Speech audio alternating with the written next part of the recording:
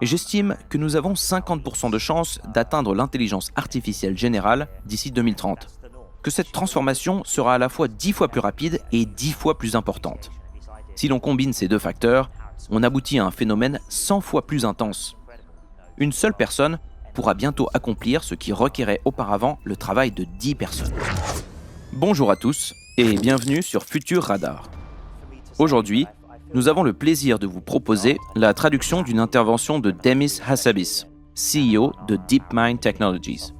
Demis Hassabis est sans conteste l'une des figures les plus importantes de l'intelligence artificielle moderne. Enfant prodige des échecs, concepteur de jeux vidéo à succès dès l'adolescence, puis chercheur en neurosciences cognitives, Hassabis a consacré sa carrière au développement de l'intelligence artificielle, avec le mantra « résoudre le problème de l'intelligence », puis l'utiliser pour résoudre tout le reste. C'est d'ailleurs pour accomplir cet objectif qu'il fonde DeepMind en 2010. Depuis, son équipe a été à l'origine de certaines des avancées les plus spectaculaires de l'histoire récente de l'intelligence artificielle. En 2016, le programme AlphaGo vint l'un des meilleurs joueurs de Go au monde, un exploit que beaucoup d'experts jugeaient alors encore hors de portée des machines. Quelques années plus tard, AlphaFold résout l'un des plus grands défis de la biologie moderne, la prédiction de la structure des protéines, un problème qui résistait à la recherche depuis plus d'un demi-siècle.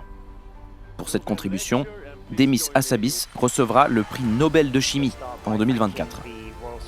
Au sein de Google, Hassabis dirige aujourd'hui le développement des modèles Gemini.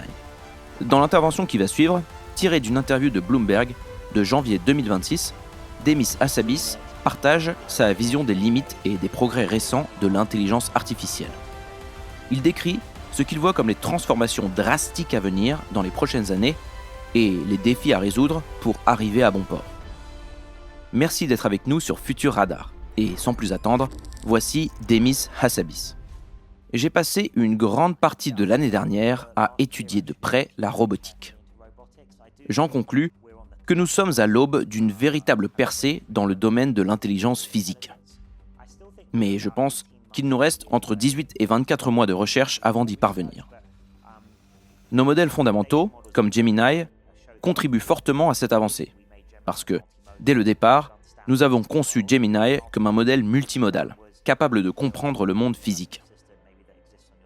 L'un des objectifs était de créer un assistant universel, avec lequel on puisse interagir à travers son téléphone ou ses lunettes, et qui serait capable de comprendre ce qui vous entoure. Mais une autre application évidente, c'est la robotique. L'enjeu actuel est de permettre à des robots d'accomplir de manière fiable des tâches utiles dans le monde réel. Et en l'état, plusieurs obstacles subsistent encore. D'abord, les algorithmes ne sont pas encore à niveau. Ils doivent devenir plus robustes et pouvoir fonctionner avec beaucoup moins de données que les larges modèles de langage ou que les systèmes opérant uniquement dans le monde numérique. Il est relativement facile de générer des données synthétiques pour ces derniers, mais c'est beaucoup plus compliqué lorsqu'il s'agit d'interagir avec le monde physique. Ensuite, certains problèmes matériels restent non résolus, notamment au niveau des bras et des mains. En étudiant la robotique en profondeur, ma fascination pour la merveille qu'est la main humaine a redoublé. L'évolution a produit un mécanisme remarquable et très sophistiqué, qu'il est très difficile d'égaler en termes de fiabilité, de force et de dextérité. En somme, il nous manque encore certaines pièces du puzzle, mais nos avancées sont très prometteuses. Nous venons par exemple d'annoncer une collaboration avec Boston Dynamics, qui dispose de robots très impressionnants. Nous travaillons également avec NVIDIA sur des applications dans le domaine de la construction automobile. Nous verrons au cours de l'année à venir ce que donnent nos prototypes. Puis, d'ici 1 ou 2 ans, nous espérons atteindre des résultats suffisamment convaincants pour être déployés à grande échelle. Au sujet de la concurrence chinoise, je pense que la réaction occidentale a été exagérée. Oui, la vitesse de progression des entreprises chinoises a été impressionnante, ce qui démontre leurs compétences. Je dirais même que certaines sociétés comme ByteDance comptent parmi les plus avancées au monde. Elles ne sont probablement qu'à 6 mois de la frontière technologique, et non pas 1 à 2 ans de retard comme certains le disaient avant. C'est ce que le moment DeepSeek a mis en évidence. En revanche, certaines affirmations ont été exagérées, notamment concernant la faible quantité de puissance de calcul utilisée. En réalité, ils se sont appuyés sur la technologie occidentale et ont effectué un fine-tuning à partir des sorties de certains des meilleurs modèles occidentaux. On ne peut donc pas parler d'un développement entièrement indépendant. L'autre question, qui reste encore ouverte, est de savoir si les entreprises chinoises sont capables d'innover au-delà de la frontière technologique elle-même. Elles excellent pour rattraper les leaders du secteur et deviennent de plus en plus performantes dans cet exercice. Mais elles doivent encore démontrer qu'elles peuvent dépasser cette frontière et ouvrir elles-mêmes la voie aux prochaines grandes avancées. Et j'estime que nous avons 50% de chances d'atteindre l'intelligence artificielle générale d'ici 2030. Et je pense que cela reste un objectif pertinent. Ma définition de l'IAG est cependant assez exigeante, ce qui explique que mon horizon temporel soit un peu plus lointain que celui de certains autres acteurs du secteur. Pour moi, le terme intelligence artificielle générale désigne un système capable de reproduire l'ensemble des capacités cognitives humaines. Or, nous en sommes encore clairement assez loin. Cette définition inclut notamment la créativité scientifique, non seulement la capacité de résoudre un problème ou de démontrer une conjecture, mais aussi celle de formuler l'hypothèse ou la question de départ. Et comme le savent tous les scientifiques, trouver la bonne question est souvent beaucoup plus difficile que de trouver la bonne réponse. Rien n'indique que les systèmes actuels possèdent cette capacité. Ils ne l'ont certainement pas encore. Je pense qu'ils finiront par l'acquérir, mais nous ne savons pas encore précisément ce qui leur manque pour y parvenir. Il reste également d'autres défis, comme l'apprentissage continu, c'est-à-dire la capacité d'un modèle à apprendre en temps réel et à dépasser le cadre de son entraînement initial.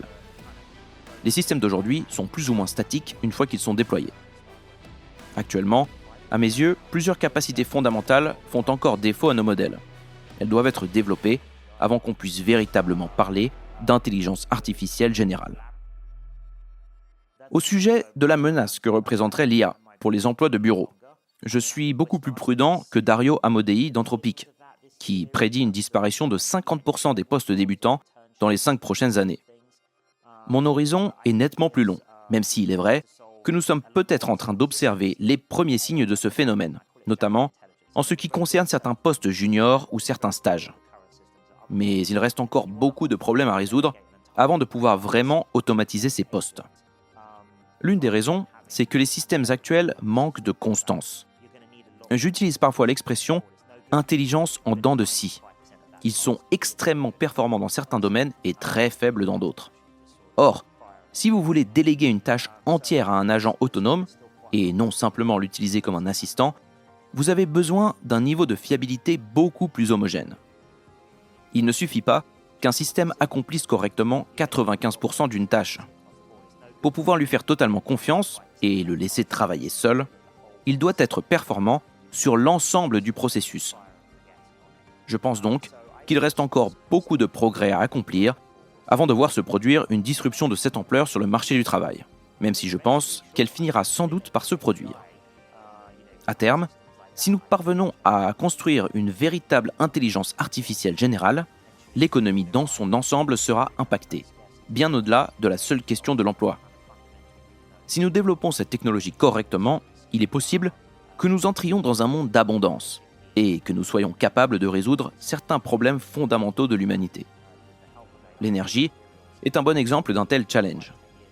Avec l'aide de l'IA, nous pourrions découvrir de nouveaux matériaux, accélérer les avancées dans la fusion nucléaire ou mettre au point des sources d'énergie propres, renouvelables et quasiment gratuites.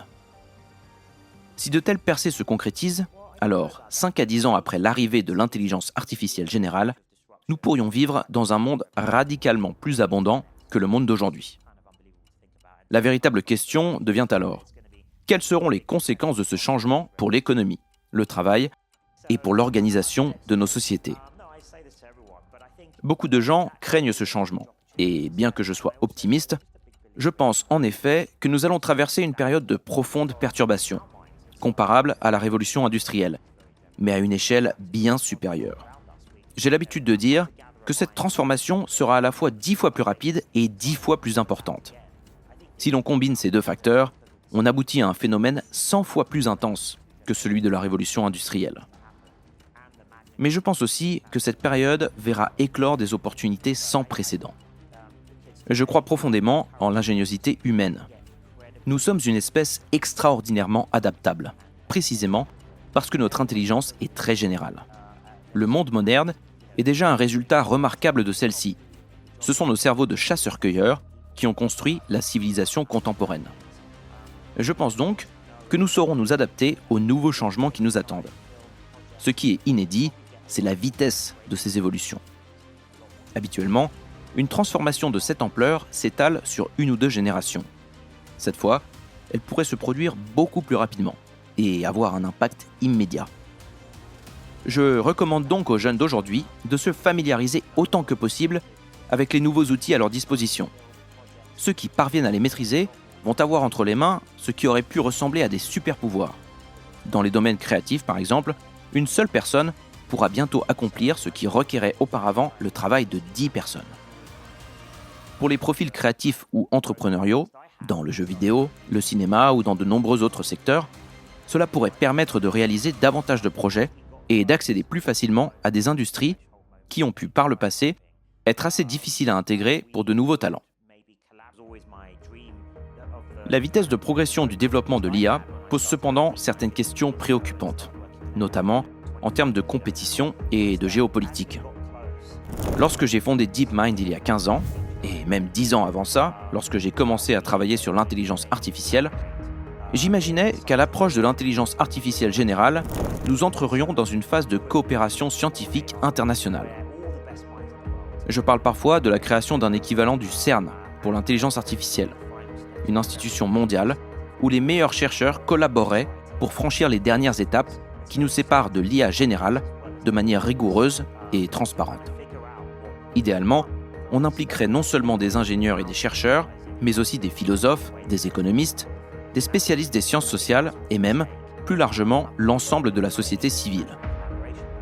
Le but d'un tel processus serait de réfléchir collectivement à ce que nous attendons de cette technologie et à la meilleure manière de l'utiliser pour le bien commun de l'humanité entière, puisque c'est précisément ce qui est en jeu.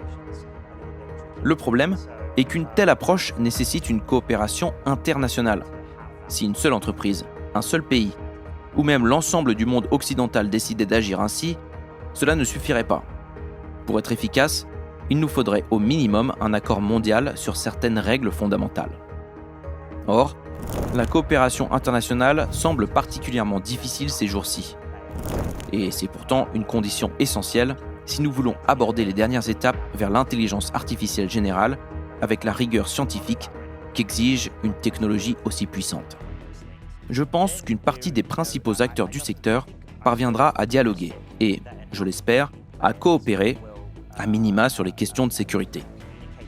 Une partie de ce travail est déjà en train d'être accomplie et nous collaborons assez étroitement avec Anthropic sur ces sujets. Si une véritable coordination internationale s'avère impossible, il faudra probablement compter sur une coopération accrue entre les principales entreprises elles-mêmes. Je pense être en bon terme avec la plupart des dirigeants des grandes boîtes d'intelligence artificielle. Si les enjeux deviennent suffisamment importants, et je crois qu'ils le deviendront, alors il sera possible de travailler ensemble. Une grande partie du défi consiste simplement à comprendre ce qui est réellement en jeu et quels sont les risques encourus. Et je pense que leur importance deviendra beaucoup plus claire pour tout le monde au cours des 2 ou 3 prochaines années. Certains spécialistes de l'IA, comme Yann Lequin, pensent au contraire que l'intelligence artificielle générale n'est pas d'actualité en raison des limitations des Transformers et des LLM. Déjà, je ne pense pas que nous soyons dans une impasse. Les modèles actuels sont déjà incroyablement utiles et dire qu'ils sont dans une voie sans issue me paraît manifestement faux. Pour moi, la vraie question est une question de nature scientifique et empirique. Les méthodes actuelles en tant que telles suffiront-elles pour atteindre l'intelligence artificielle générale ? J'estime que la probabilité d'un oui est d'environ 50%. Il est possible qu'un simple passage à l'échelle des méthodes existantes, accompagné de quelques améliorations, soit suffisant. Mais cela pourrait aussi ne pas être le cas. Quoi qu'il en soit, la poursuite de notre travail reste essentielle. À minima, je suis convaincu que les larges modèles de langage constitueront un composant majeur de tout futur système d'intelligence artificielle générale. La question est donc plutôt de savoir s'ils en seront l'unique composant. Pour ma part, j'imagine qu'il faudra peut-être encore une ou deux percées importantes. Peut-être légèrement plus, mais certainement moins de 5. Parmi les pistes les plus prometteuses figurent les World Models, ou modèles du monde, un thème sur lequel nous travaillons activement. Nous disposons d'ailleurs actuellement du meilleur modèle du monde, avec notre système Genie, auquel je participe directement. C'est donc une possibilité que nous explorons et qui me paraît extrêmement intéressante. Mais il y a aussi d'autres défis. L'apprentissage continu, c'est-à-dire la capacité à acquérir de nouvelles connaissances en permanence, que je mentionnais à l'instant, ou encore la nécessité de construire des systèmes ayant une cohérence interne plus élevée. Comme je le disais, les modèles actuels sont en dents de scie. Ils excellent dans certaines tâches, mais échouent de façon surprenante dans d'autres. Un système véritablement général ne devrait pas présenter ce type de comportement. En outre, à mes yeux, il manque encore plusieurs capacités essentielles à nos modèles. Un meilleur raisonnement, une capacité de planification à plus long terme et davantage de cohérence et de robustesse. La question reste donc ouverte. Faudra-t-il une nouvelle architecture ou une percée fondamentale pour obtenir ces capacités ? Ou bien émergeront-elles naturellement lorsque l'on passera les méthodes actuelles à l'ordre de grandeur supérieure ? Chez Google DeepMind, notre approche consiste à poursuivre les deux voies en parallèle. Inventer de nouvelles idées, tout en continuant à développer et étendre les systèmes existants aussi rapidement que possible. C'est pour ça que je suis en désaccord avec Ilya Sutskever quand il dit que l'ère du scaling, c'est-à-dire de la mise à l'échelle, est terminée et qu'on est revenu à l'âge de la recherche. J'apprécie beaucoup Ilya, nous sommes de très bons amis et nous partageons de nombreuses analyses. Mais de mon point de vue, nous n'avons jamais quitté l'âge de la recherche. Chez DeepMind, puis chez Google DeepMind, nous avons toujours investi massivement dans la recherche fondamentale. À mes yeux, nous disposons même de l'équipe de recherche la plus diversifiée du secteur.